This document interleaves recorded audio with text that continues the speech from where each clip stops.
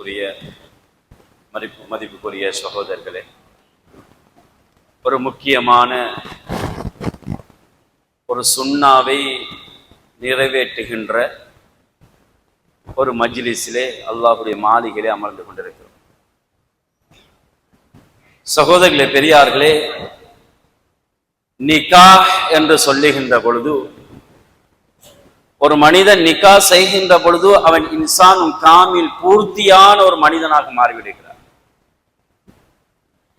அந்த அளவுக்கு நிக்கா என்பது ஒரு மனிதனை பாவத்திலிருந்து பாதுகாக்கக்கூடியதாக இருக்கிறது. ஸல்லல்லாஹு அலைஹி வஸல்லம் அவர்கள் சொன்னார்கள், எந்த அளவுக்கு என்றால், துன்கஹுல் மர்ஆ, ஒரு பெண் இருக்கிறாளே 4 வகையான நோக்கத்தை கொண்டு திருமணம் முடிக்கப்படுவாள். வலி மாலிஹா வலி ஹஸ்பிஹா வலி ஜமாலிஹா ஸல்லல்லாஹு அலைஹி வஸல்லம் அவங்க சொன்னாங்க, அவளுடைய பணத்துக்காக வேண்டி அவருடைய நல்ல பணம் இருக்குது, சொத்து செல்வம் இருக்குது, அதை மையமாக வைத்து திருமணம் முடிப்பார்கள். வேற ஒன்றும் அவருக்கு தேவையில்லை, பணம் இருந்தால் போதும். அடுத்ததாக ஸல்லல்லாஹு அலைஹி வஸல்லம் அவர்கள் சொல்லுகின்ற பொழுது சொன்னார்கள், வலி ஜமாலி, அந்த பெண்ணுடைய அழகை வைத்து திருமணம் முடிப்பார்கள். அழகான பெண்மணியாக இருக்கிறாள், எனவே அழகு இருந்தால் எனக்கு போதும் என்ற அழகை மாத்திரம் மையமாக வைத்து ஒரு பெண்மணி திருமணம் முடிக்கப்படுவாள். மூன்றாவதாக ஸல்லல்லாஹு அலைஹி வஸல்லம் அவங்க சொன்னாங்க, வலி ஹஸ்பிஹா, அந்த பெண்ணுடைய அந்தஸ்து, நல்ல ஃபேமிலி, ராயல் ஃபேமிலி, பெண்ணுடைய ஒவ்வொரு குடும்பத்தை பார்த்து, அந்த பெண்ணுடைய குடும்ப வம்சாவளிகளை பார்த்து திருமணம் முடிப்பார்கள். நான்காவதாக இறுதியாக ஸல்லல்லாஹு அலைஹி வஸல்லம் சொல்லிவிட்டு, வலி தீனிஹா, அந்த பெண்ணுடைய மார்க்கத்தை மையமாக வைத்து ஒரு மனிதன் ஒரு பெண்ணை திருமணம் செய்வான் என்பதாக ஸல்லல்லாஹு அலைஹி வஸல்லம் அவர்கள் சொன்னார்கள். அன்புக்குரிய சகோதரர்களே, பெரியார்களே, எனவே யார்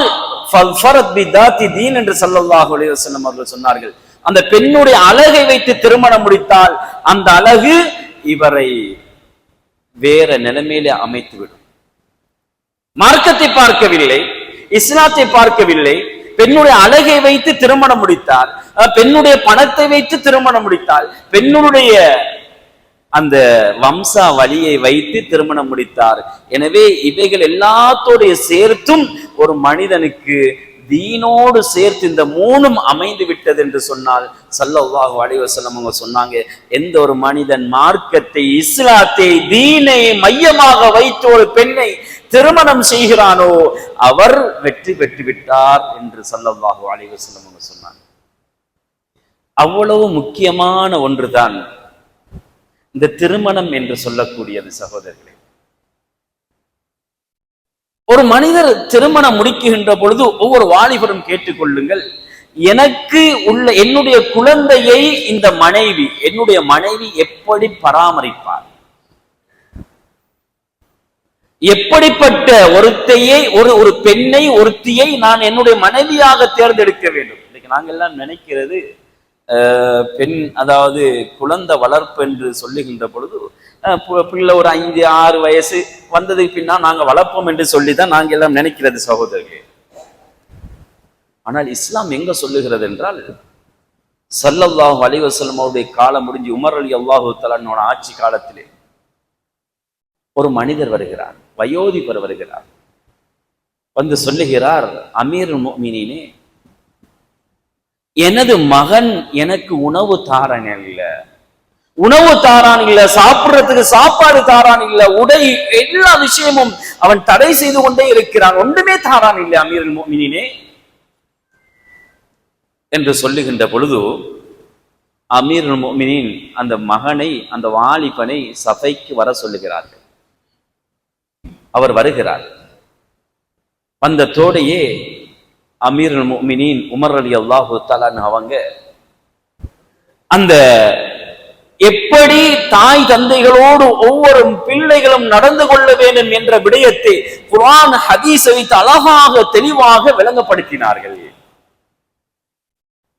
எல்லாத்தையும் நன்றாக கேட்டுக்கொண்டிருந்து இருந்த அந்த புத்தியுள்ள வாலிபர் கேட்டார், அமீர் மோமினே, பிள்ளைகள் பெற்றோர்களுக்கு செய்ய வேண்டிய கடமைகளை அழகாக சொன்னீர்கள். அதே போன்று பெற்றோர்கள் பிள்ளைகளுக்கு செய்கின்ற கடமைகள் இருக்கிறதா? சொன்னாங்க, ஆம் இருக்கிறது. ஸல்லல்லாஹு அலைஹி வஸல்லம் அவங்களுடைய ஹதீஸ்ல எல்லாம் சொன்னதோடையே முதலாவது விஷயம் சொன்னாங்க, ஐ யக்தார லக உம்மன் சாலிஹா. ஏ வாலிபனே, உனக்குரிய தாயை உனது தந்தை எப்படி தேர்ந்தெடுக்கணும் என்று தெரியுமா? ஒரு சாலிஹான பெண்ணை தேர்ந்தெடுக்க வேண்டும். சாலிஹான பெண்ணை, நல்ல மார்க்கப்பட்டுள்ள பெண்ணை தேர்ந்தெடுக்க வேண்டும். சுப்ஹானல்லாஹ். அடுத்ததாக சொன்னாங்க, ஃபஅஹ்சின் இஸ்மக, உன்னுடைய பெயரை நல்ல பெயராக வைக்கும். ஒரு குழந்தை கிடைத்து விட்டால் அந்த குழந்தைக்கு நல்ல பெயரை சூட்ட வேண்டும் இஸ்லாம் சொல்லுகிறது. ஸல்லல்லாஹு அலைஹி வஸல்லம் அவங்க சொன்னாங்க, ஒரு குழந்தை கிடைத்தால் அந்த குழந்தைக்கு முதலாவது நல்ல பெயரை வைங்க, கருத்துள்ள அர்த்தமுள்ள பெயரை வையுங்கள். இதெல்லாம் சொன்னதோடையே சொன்னாங்க, அமீருல் மோமினீன், அந்த வாலிபர் சொன்னார், எனக்கு கிடைச்ச குழந்தையோ எனக்கு கிடைத்த தாயோ ஒரு மார்க்க பற்று இல்லாத, இஸ்லாம் இல்லாத ஒரு தாயை எனது தந்தை தேர்ந்தெடுத்திருக்கிறார். நல்ல பேர் என்று சொன்னீர்களே, எனக்கு வைக்கப்பட்ட பேரோ கருத்து இல்லாத ஒரு பேர் இருக்கிறது. சுப்ஹானல்லாஹ். அன்புக்குரிய சகோதரர்களே, பெரியார்களே, கண்ணியத்துக்குரியவர்களே, இந்த சந்தர்ப்பத்திலே தான் அதாவது நாங்க இன்னொரு விஷயத்தை விளங்கிக் கொள்ளணும். எங்கட நிக்காஹ் என்று வருகின்ற பொழுது அபு தாவூதுடைய ரிவாயத் ஸல்லல்லாஹு அலைஹி வஸல்லம் அவங்க சொன்னாங்க, அதாவது யார் என்ற ஒரு மனிதன் ஒரு வாகனத்தையோ அல்லது ஒரு பெண்ணை திருமணம் முடிக்கிறார் என்றால், மன் தஸவ்வஜ இம்ராஅத்தன், ஒரு பெண்ணை திருமணம் முடிக்கிறார் அல்லது ஒரு வாகனத்தை வாங்குகிறார், அதை வாங்குகின்ற பொழுது துவாக்களை ஓதுமாறு ஸல்லல்லாஹு அலைஹி வஸல்லம் சொன்னாங்க. அதுல முன் முடியை பிடித்து அல்லது முன் பக்கத்தை பிடித்து. அபு தாவூதுடைய ரிவாயத், இந்த ஹதீஸை இமாம் அல்பானி ரஹ்மத்துல்லாஹி தஆலா அவங்க சஹீஹ் என்பதாக கூறுகிறார்கள். அல்லாஹும்ம இன்னி அஸ்அலுக கைரஹா வ கைர மா ஜபல்தஹா அலைஹி. யா அல்லாஹ், இந்த பெண்ணின் மீது என்ன நலவுகளை வைத்தாயோ அந்த நலவுகள் எல்லாத்தையும் உன்னிடத்தில் கேட்கிறேன் யா அல்லாஹ். வ அஊது பிக மின் ஷர்ரி வ ஷர்ரி மா ஜபல்தஹா அலைஹி. இந்த பெண்ணின் மீது நீ எந்த கெடுதியை வைத்திருக்கிறாயோ அந்த கெடுதியை விட்டும் யா அல்லாஹ் உன்னிடத்திலே பாதுகாப்பு தேடுகிறேன். அதனால உலமாக்கள் இந்த ஹதீஸுக்கு சொல்லுகின்ற பொழுது சிலவங்க லைஃப் என்று சொன்னாலும் சில உலமாக்கள் சொல்லுகிறார்கள், பெண்ணுடைய முன் நெத்திய பிடிச்சி இந்த துவாவை முக்கியமாக ஓதணும். அது வாகனம் ஒன்று எடுப்பதாக இருந்தால் அந்த துவாக்களை ஓதிக்கொள்ளணும். இன்னொரு விஷயம், இந்த துவா நாங்க எல்லாரும் மறக்கிறோம். மணமகனை வாழ்த்துறதுக்கு துவா ஸல்லல்லாஹு அலைஹி வஸல்லம் சொன்னாங்க, பாரக்கல்லாஹு லக வ பாரக அலைக வ ஜமஅ பைனகுமா ஃபில் கைர். அல்லாஹ் உங்களுக்கு பரக்கத் செய்யட்டும், உங்க ரெண்டு பேருடைய வாழ்க்கையிலும் அல்லாஹ் பரக்கத் செய்யட்டும், நல்ல விஷயத்திலே உங்க ரெண்டு பேரையும் அல்லாஹ் ஒன்று சேர்க்கட்டும். இந்த துவாவை குறைஞ்சது நாங்க சாப்பிட்டு வாரோம், வலியமா சாப்பாடுகள் சாப்பிட்டு வாரோம், சும்மா எழும்பிட்டு வராமலுக்கு அல்லது அவங்க மணமகளை வாழ்த்தாமலுக்கு வந்தன்னு சொன்னா நாங்க ஒரு நஷ்டவாளிகளாக மாறிவிடுகிறோம். கட்டாயம் இந்த துவாக்கள் ஓதி இதை பாடம் இல்லாத சகோதரர்கள் அவங்களுக்கு பாடமாக்கி இதை கருத்தை விளங்கி ஓதணும். முக்கியமான துவாக்கள். அன்புக்குரிய சகோதரிகளே, பெரியார்களே, குர்ஆன்ல அல்லாஹ் சொல்லுகிறான், ومن آياته أن خلق لكم من أزواجكم. அல்லாஹ் தஆலா குர்ஆனிலே மின் அன்ஃபுசிக்கும், உங்களிலிருந்து உங்களுடைய மனைவி அல்லாஹ் படைத்திருக்கிறான். அல்லாஹ்வுடைய அத்தாட்சி என்று அல்லாஹ் தஆலா குர்ஆனிலே சொல்லி காட்டுகிறார். அல்லாஹ் வஜஅல பைனக்கும் மவத்தன் வ ரஹ்மா. அந்த அத்தாட்சியில பெரிய அத்தாட்சி என்னன்னு தெரியுமா? எங்கே உள்ள பெண்ணும் எங்கே உள்ள ஒரு ஆணும் கபில்து நிகாஹா என்ற வார்த்தையின் மூலமாக ஒன்று சேர்கிறார்கள். ரெண்டு பேருக்கு மத்தியில் எவ்வளவு அன்பு அல்லாஹ் கொடுக்கிறான். மவத்தன் வ ரஹ்மா, அன்பு, இரக்கம், பாசம். இது ரெண்டு பேரும் அந்த கபில்து நிகாஹா என்ற வார்த்தையிலே அவர்கள் ஒன்று சேருகிறார்கள். கபில்து நிகாஹா என்ற வார்த்தை இதோட முடிகிறதல்ல. நான் இந்த மனைவியை நான் கபுல் செஞ்சிட்டேன். எதுவரைக்கும் கபுல் செய்கிறேன் என்றால் சுவர்க்கத்துக்கு கூட்டி கொண்டு போறதுக்கு நான் கபுல் செய்கிறேன். இந்த கபில்து நிகாஹா என்ற வார்த்தையோட பொண்ணுடைய வாப்பாவுடைய வளரக்கூடிய விஷயம் முடியுது. இதுக்கு பின்னால் அவர் பராமரிக்கிறது இருக்கிறது எல்லாம் தன்னுடைய கணவனோடு தான். அதனால தான் பெண்கள் திருமணம் முடிச்சது பின்னால வெளியால போறண்டாலும் தன்னுடைய கணவன் அனுமதி கேட்கணும். தந்தையுடைய ஜனாசாவுக்கு போறண்டாலும் கணவனுடைய அனுமதி கேட்கணும். அந்த அளவு இஸ்லாம் சொல்லுது. ஹுன்ன லிபாசுல்லக்கும் வ அன்தும் லிபாசுல்லஹுன்ன. குர்ஆன் சொல்லி காட்டுகிறது, நீங்க அவர்களுக்கு ஆடை, அவர்கள் உங்களுக்கு ஆடை. இந்த விஷயத்தில் இன்றைக்கு தலாக், இந்த ஃபஸஹ், இப்படிப்பட்ட விஷயங்கள் நடக்கிறதுக்கு முக்கியமான காரணம் ரெண்டு பேருக்கு மத்தியில புரிந்துணர்வு. கணவன் மனைவியை புரிந்து கொள்றதில்லை, மனைவி கணவனை புரிந்து கொள்றதில்லை. பல பிரச்சனைகள் சுபஹானல்லாஹ், அதிகமாக ஃபித்னாக்கள், ஃபசாதுகள், அதே போன்று தலாக்குகள் நிகழ்றதுக்கு சில காரணங்கள் ஒன்று இந்த புரிந்துணர்வு, விட்டு கொடுக்குகின்ற தன்மை. அல்லாஹ் என்ன சொல்லுகிறான்? அவர்கள் உங்களுக்கு ஆடை, நீங்கள் அவர்களுக்கு ஆடை. இந்த ஆடை லிபாஸ் என்ற வார்த்தையை பார்க்குகின்ற பொழுது சகோதரர்களே, இது பெரிய ஒரு கருத்தோடு, பெரிய வகையான தத்துவத்தோடு, பெரிய விளக்கத்தோடு அந்த ஆடை என்றது அல்லாஹ் உதாரணம் காட்டுகிறான். பெரிய விஷயம் இருக்கிறது. ஆடை உடுப்பு இல்லாம ரோட்ல போன எல்லாம் பார்த்து சிரிப்பாங்க. ஆடை என்பது ஒரு மனிதனுடைய மானத்தை மறைக்கக்கூடியது. ஆடையை வைத்து ஒரு மனிதனுக்கு அந்தஸ்து கொடுக்கப்படுகிறது. எனவே நீங்க திருமணம் முடிக்கிறீங்க, இப்ப மனைவிய நீங்க மனைவியுடைய அந்தஸ்துல வைங்க. ஒரு விஷயம், ஆடை அழுக்காகனா, ஊத்தையாகனா, பாருங்க இந்த குர்ஆனுடைய ஆயத்தை பாருங்க, எவ்வளவு பெரிய விளக்கண்டு. அந்த உடுப்பு ஊத்தையாகனா, அழுக்காகனா, நஜீஸ் பட்டாண்டா என்ன செய்வோம்? யாருக்காவது தெரியாமலும் கொஞ்சம் அப்படியே மறைஞ்சிட்டு போவோம். கல்சன்ல எங்க கல்யாண வீட்டுல சாப்பிடுகின்ற பொழுது ஒரு கறி பட்டுட்டு வேற என்னமாவது பட்டுட்டுன்னு சொன்னா நாங்க மறைச்சிட்டு போவோம். எங்கேயாவது மறைச்சிட்டு போயிட்டு அங்கால போயிட்டு தான் அந்த உடுப்பை மாத்தோம், இல்லைன்னா கழுவுவோம். ஏன்னா அந்த குறைய மறைக்கிறோம், விளங்கக்கூடாது. குறை அந்த என்னுடைய உடுப்புல பட்டிக்கக்கூடிய குறை மற்றவர்கள் பார்க்க கூடாது, கேவலமாக பேசுவார்கள்.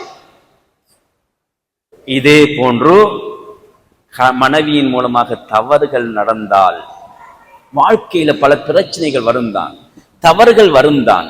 அதை மறைக்கணும், மறைச்சு கொள்ளணும். அடுத்தது என்ன செய்வோம்?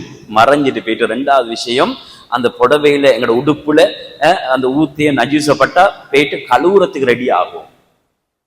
யோசிப்போம், என்ன போட்டு கழுவுறது? சோப் போட்டு கழுவுறதா? சும்மா கழுவுனா போகுமா? சோப் போட்டு போகாட்டி கொஞ்ச நேரம் பீச்சிங் பவுடர் போட்டு கழுவுறது. இதே ஆடைய என்ன செய்யறாருன்னு தெரியுமா? இவரு கல்லுல போட்டு தேய்க்கிறாரு, ஊத்தையை தேய்க்கிறாரு. அது அப்படி துண்டாகி ஓட்டை ஆகிரும்.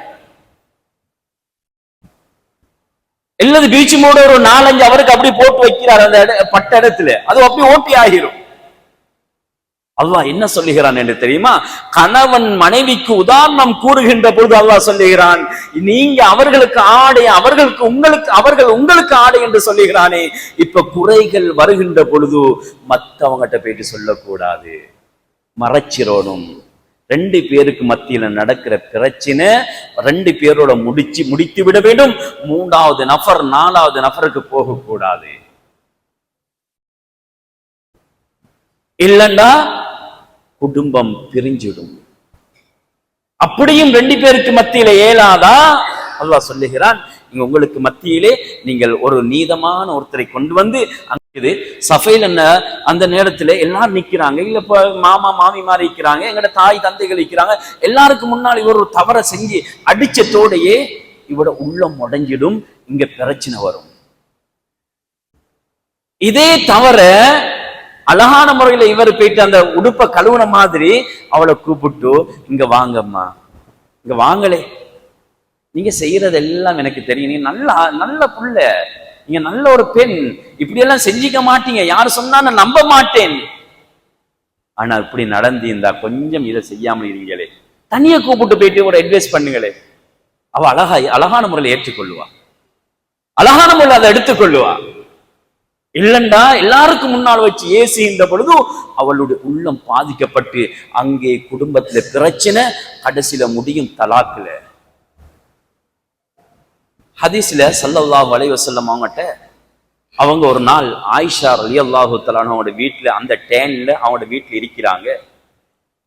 இருக்கின்ற பொழுது ஒரு மனைவி என்ன செய்கிறாள், அழகான சாப்பாடு செஞ்சு வைக்கிறாங்க, நல்ல ருசியான ஒரு இனிப்பு பானம் உண்டு, அதை கொடுத்து கோப்பையில போட்டு அனுப்புறாங்க.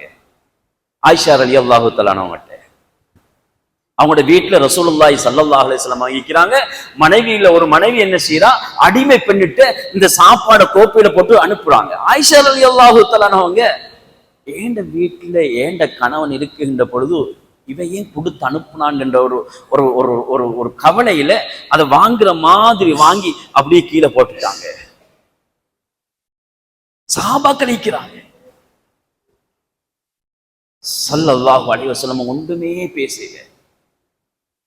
தெரியும் ஸல்லல்லாஹு அலைஹி வஸல்லம் அவங்களுக்கு இவங்க கோபத்துல தான் போட்டிக்கிறாங்கன்னு தெரியும். இப்ப பாருங்க எப்படி அந்த பிரச்சனையை சால்வ் பண்றாங்க. இது ஒவ்வொரு ஆணுக்கும் வேணும், ஒவ்வொரு திருமணம் முடிச்ச கணவனுக்கு வேணும். இந்த பிரச்சனைகள் வருகின்ற பொழுது அணுகின்ற முறைகள் வேணும். முதலாவது என்ன செஞ்சாங்க, அடிமையோட விஷயத்தை கிளியர் பண்ணாங்க. கோப்பு உடைஞ்சிட்டா, இப்ப இவ உடைஞ்ச கோப்பையோட அங்க வீட்டுக்கு போனா அங்க அவங்களால எஜமாட்டியால பிரச்சனை, அது ஒரு புதிய கோப்பு ஒன்றை எடுத்து கொடுத்துட்டாங்க, நீங்க போங்கம்மான்னு அவட விஷயம் முடிஞ்சாங்க, கிளியர் ஆகிட்டு. இப்ப சஹாபாக்கள் எல்லாம் நினைச்சாங்க, அடே நபியுடைய மனைவியா இப்படி நடந்து கொண்டாங்க. இந்த விஷயத்தை சொன்னாங்க. சஹாபாக்களுக்கு முன்னால் சொன்னாங்க, உங்களோட தாய் ரோசம் அடைஞ்சிட்டான்னு சொன்னாங்க. உங்களோட தாய் ரோசம் அடைஞ்சிட்டா. உங்களோட தாய்னு சொன்னதோட சஹாபாக்கள் அதுக்கு பின்னால் ஒன்று பேசல. தாயே சஹாபாக்கள் இப்ப அந்த விஷயத்திலிருந்து பிரச்சனையிலிருந்து இதை அப்படியே கிளியர் பண்ணிட்டு உம்முக்கு சொன்னாங்களே, உங்களோட உம்மா. உதாரணமாக கொஞ்சம் மனைவியோட கோபம் ஏற்பட்ட என்ன செய்யறது, பிள்ளைகிட்ட சொல்றது, இந்தா உங்களோட உம்மா ஆக்கின சாப்பாடு எடுத்துட்டு வாங்க. இல்ல பிள்ளைகிட்ட சொல்றது, நீ இப்போ உங்களோட உம்மாட்டன்னு சொல்லி அந்த உங்கடன்னு சொல்லி வேறைய பிரிச்சு காட்டினாங்க ஸல்லல்லாஹு அலைஹி வஸல்லம். அவங்க ஆயிஷா ரலியல்லாஹு தஆலா விளங்கி கொண்டாங்க, நபி ஸல்லல்லாஹு அலைஹி வஸல்லம் அவங்களுக்கு கோபம் வந்துட்டு. சுப்ஹானல்லாஹ். அன்புக்குரிய சகோதரர்களே, பெரியார்களே, இப்படி பல வகையிலையும் இன்றைக்கு பல பிரச்சனைகள் ஏற்படுது. இன்றைக்கு இன்னொரு பிரச்சனை என்னன்னா, திருமணம் முடிச்சிட்டு ஏதோ கஷ்டத்துக்காக வெளிநாடுகள் போறாங்க மாப்பிள்ளமார். சரி போறாங்க, பரவாயில்லை, அதோட போயிட்டு கொஞ்சம் சல்லி வந்ததோடு வீடு கட்டுறாங்க. இங்க மனைவிக்கு பாசுக்கு மனைவி தான் இங்க சீமதி சில இடத்துல குலைச்சு கொடுக்கிறது, அவளுக்கு சாப்பாடு, அவருக்கு சாப்பாடு டீயை கொண்டு கொடுக்கிறது.